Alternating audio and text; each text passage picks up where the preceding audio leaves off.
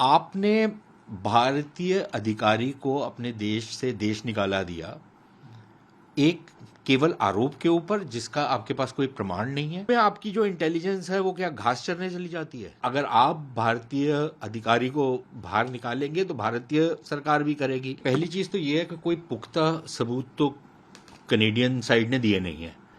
आप जिस शब्दावली का इस्तेमाल किया गया है वो ये है कि हमारे पास क्रेडिबल एलिगेशन, मतलब कि एक आरोप लगा है उसको हम क्रेडिबल मानते हैं। ठीक है, एक आरोप है ना, आप उसके बेसिस के ऊपर आप ये कहते हैं कि कुछ लिंक्स हो सकते हैं भारतीय अधिकारियों के साथ, उसके ऊपर आप ये इतना बड़ा आप बयान दे देते हैं, दाग देते हैं। आपकी जो विदेश मंत्री हैं वो ये कहती, वो भी इसी टाइप की बात करती हैं और वो फिर ये कहती हैं कि अगर ये जो आरोप हैं ये सच्चे साबित हुए फिर ये तो बहुत संगीन मामला है। आपने भारतीय अधिकारी को अपने देश से देश निकाला दिया एक केवल आरोप के ऊपर जिसका आपके पास कोई प्रमाण नहीं है। फिर ये बात करते हैं कि हमारे पास इंटेलिजेंस है। इंटेलिजेंस आपके पास इसकी तो है, और वो जो तमाम जो दहशतगर्द या माफिया के लोग या जो हथियारों की तस्करी करते हैं, जो कनाडा में बैठ के भारत में कत्लेआम करवाते हैं और ओपनली क्लेम करते हैं अपने फेसबुक और ट्विटर के अकाउंट पे कि हमने ये काम करवाया है, और छाती ठोक करके बोलते हैं कि हमने ये काम करा है या हमारे कारिंदों ने ये काम करा है, या जो स्मगलिंग कर रहे हैं ड्रग्स की पाकिस्तानियों के साथ मिल करके, उसमें आपकी जो इंटेलिजेंस है वो क्या घास चरने चली जाती है? उस समय आपकी इंटेलिजेंस काम नहीं करती। आपको भारत सरकार ने कई बारी अवगत करवाया है कि ये कार्रवाइयां हो रही हैं, उस पर आपके मुंह में दही जमा रहता है, आपकी इंटेलिजेंस होने गई होती है। आपकी इंटेलिजेंस ऐसी थी और आपकी इन्वेस्टिगेशन इतनी अच्छी है कि आपके देश के 250 से ऊपर लोगों का कत्लेआम किया जाता है एक जहाज में बम रख के, और आप किसी को कन्विक्ट नहीं कर पाते और सबको आप छोड़ देते हैं आपकी, और आप अब चाहते हैं कि हम ये माने कि आपकी ये बहुत अच्छा काम कारकर्दगी है आपके लोगों की। तो ये कैसे बात हो सकती है? आप से भारत सरकार ने कई बारी आग्रह किया है कि देखिए भारतीय मूल के जो लोग हैं उनके मंदिरों के ऊपर हमला हो रहा है, उन पर आप ये स्लोगनियरिंग हो रही है, वैंडलिज्म हो रहा है, तमाम ये चीज़ें हो रही हैं, भारतीय दूतावास पे हो रहा है, भारतीय अधिकारियों को डराया धमकाया जा रहा है, यहाँ तक मारपीट की भी नौबत आ चुकी है। वहाँ पर आपकी इंटेलिजेंस होने गई होती है, वहाँ पर काम नहीं करती आपकी इंटेलिजेंस, जहाँ पर आपकी इंटेलिजेंस काम कर रही है। ये कैसे हो रहा है भाई? तो अब इन्होंने कदम उठाया है, मेरे ख्याल भारत सरकार ने अपने ताई एक कदम उठाया है और वो रिटेलिएशन की है। भारत सरकार ने तो सिरे से खारिज कर दिया ये जो भी आरोप लगाए। अब ये कोई ट्रूडो से पूछे या जो इनकी विदेश मंत्री हैं या जो बाकी सारे वो खालिस्तानी हैं वहाँ पर, आपस में गुरुद्वारों के ऊपर तो ये लड़ाई करते हैं, कत्लेआम भी करते हैं, गोलीबारी करते हैं एक दूसरे के ऊपर, मारपीट करते हैं। वो भी क्या भारतीय एजेंट करवा रहे हैं क्या? वो किस खाते में आता है?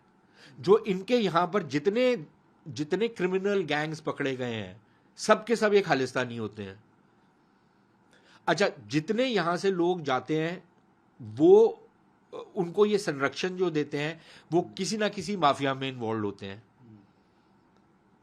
ठीक है, उनको कानून व्यवस्था की जो प्रणाली है वो उससे भाग के यहां से गए हुए हैं, वहां पर उनको आप संरक्षण देते हैं, वो ये हरकतें करते हैं। वहां पर आपकी इंटेलिजेंस काम नहीं करती, यहां पर आपकी इंटेलिजेंस काम कर रही है। तो फिर भारत सरकार ने भी कदम उठाए हैं। जब अगर आप भारतीय अधिकारी को बाहर निकालेंगे तो भारतीय सरकार भी करेगी। लेकिन मेरे ख्याल भारतीय सरकार ने एक और चीज आज अपने बयान में बोली है। उन्होंने कहा है कि आपके जो दूतावास के लोग हैं वो कई इस तरीके की कार्रवाइयों में मुलव्विस हैं जो भारतीय हितों के खिलाफ है। तो मेरा सवाल फिर भारतीय सरकार से ये होता है कि फिर क्या केवल एक अधिकारी को क्यों आपने बाहर निकाला? देश निकाला फिर बाकियों को भी दीजिए। जो लोग भारतीय हितों के खिलाफ भारत के अंदर बैठ कर के काम कर रहे हैं उनके खिलाफ आप और कदम क्यों नहीं उठा रहे? इनका जो एक दूतावास है या जो कॉन्सुलेट है इनका चंडीगढ़ में, वो क्या काम कर रहा है वहां पर? तो ये तो सवाल फिर उठेंगे ना, फिर ये सवाल उठने भी चाहिए। फिर इनसे सवाल जब अगर इस उस पे आ गए हैं कि आप पब्लिकली एक निराधार चीज के ऊपर आप इतना बड़ा बयान दाग देते हैं, तो फिर भारत सरकार का भी तो ये अधिकार बनता है कि आपके ऊपर फिर आपको आपकी जो कच्चा चिट्ठा है वो सबके सामने लेकर के आए, और शायद उस लिहाज से किया नहीं है जिस लिहाज से करना चाहिए था। सर, जिस तरीके से आप रिलेशन आप कैसे आगे देखते हैं, क्योंकि ये बहुत स्ट्रेंड हो चुके हैं टाइज भारत और कनाडा के बीच में, क्या हो सकता है आपके हिसाब से अब आगे क्या? देखिए, बड़ा दुर्भाग्यपूर्ण है जो अभी तक हुआ है। मैं ये मानता हूं कि बहुत ही ज़्यादा दुर्भाग्यपूर्ण है, लेकिन इसकी सारी की सारी जिम्मेदारी जो है ये कनाडा के ऊपर है, और ख़ास तौर पर ये ट्रूडो सरकार के ऊपर। इनकी अपनी आंतरिक राजनीति है जिसमें इनकी सरकार टिकी हुई है। समर्थन जिनको इनको ज़रूरत है, वो एक खालिस्तानी व्यक्ति है, उसकी पार्टी के समर्थन की इनको ज़रूरत है। ये उसके ऊपर टिकी हुई है इनकी सरकार। इनको ये डर है कि कहीं हमारी सरकार ना गिर जाए।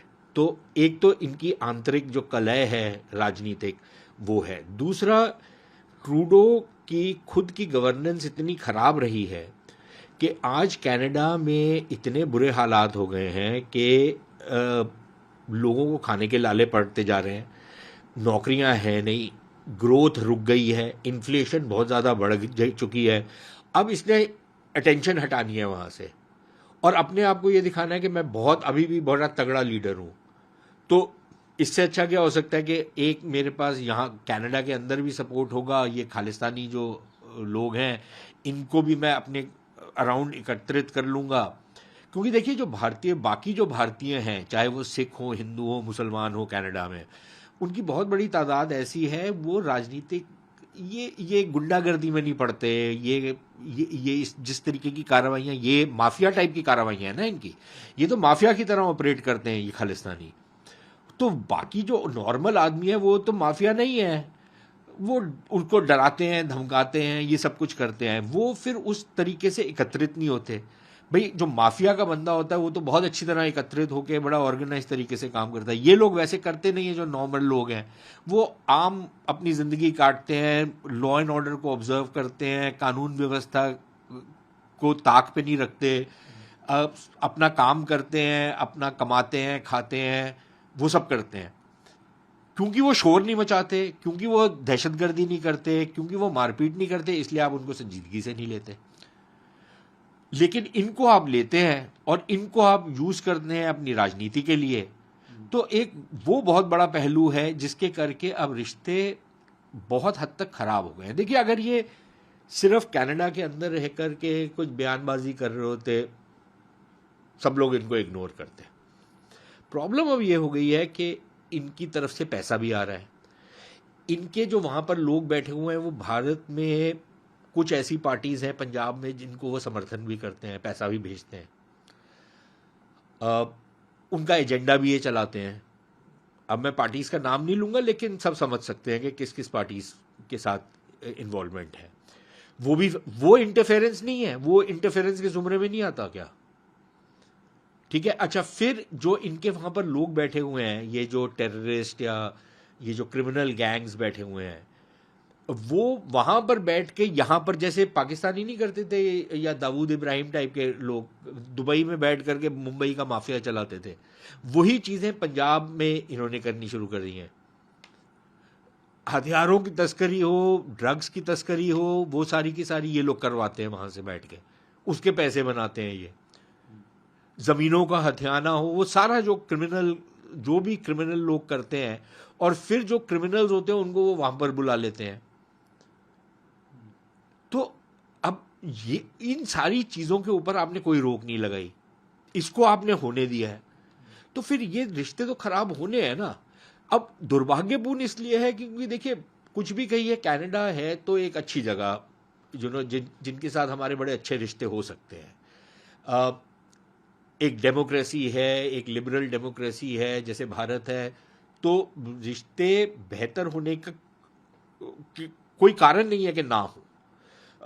चाहे वो ट्रेड का मामला हो, चाहे वो राजनीतिक मामला हो, चाहे वो स्ट्रैटेजिक मामले हो। हमारा कोई उस लिहाज से मतभेद नहीं है। लेकिन अगर आप वहां पर बैठ करके भारत के को डिस्टेबलाइज करेंगे तो फिर ये बात तो नहीं स्वीकार हो सकती किसी की भी। Subscribe to One India channel and never miss an update.